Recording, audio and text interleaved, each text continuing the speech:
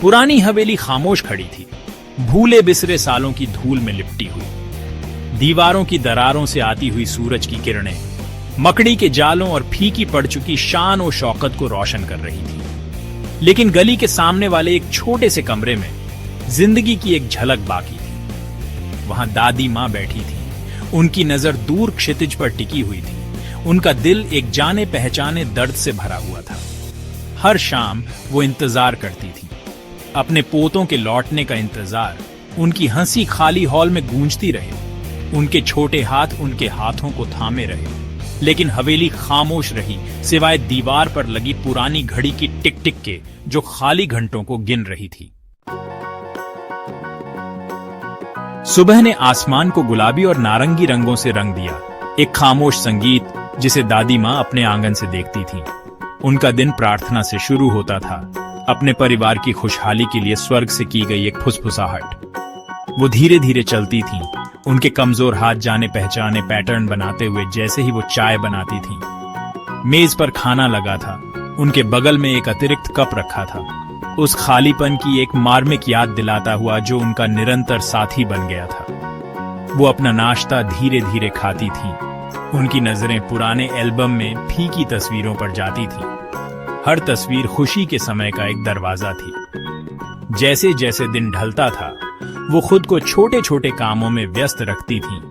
हर एक काम उनके भीतर गूंजने वाले खालीपन को भरने की एक कोशिश थी। सालों पहले उनका बेटा शहर के लिए निकल गया था, जल्द ही लौटने का वादा करके। उसने अवसरों की बात की थी, एक बेहतर जिंदगी की। दादी मां ने उसे जाते हुए देखा था। उनका दिल एक ऐसे पूर्वाभास से भारी था जिसे वो झटक नहीं सकती थीं। उसने शहर में एक जिंदगी बनाई थी, एक ऐसी जिंदगी जिसमें पुरानी हवेली या उसके लिए इंतजार कर रही मां के लिए जगह नहीं थी। वो उससे फोन पर बात करती थी, उनकी आवाज एक ऐसी लालसा से कांपती थी जिसे वो मुश्किल से ही रोक पाती थी।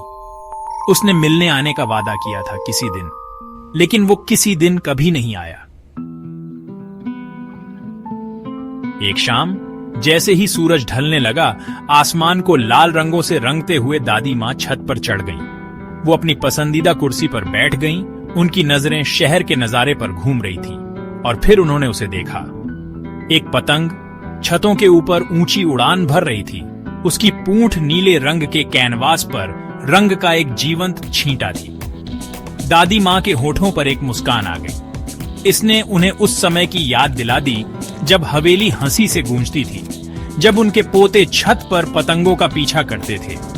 उनकी खुशी उतनी ही असीम थी जितना कि आसमान। पतंग नीचे गिरती और ऊपर उठती आशा का प्रतीक, एक याद दिलाती हुई कि निराशा के बावजूद हमेशा सुंदरता मिल सकती है। जैसे ही अंधेरा हुआ, पतंग दृश्य से गायब हो गई। दादी मां को छत पर अकेला छोड़कर उनकी खाली कुर्सी ढलती रोशनी के सामने एक मार्मिक सिलहूट थी।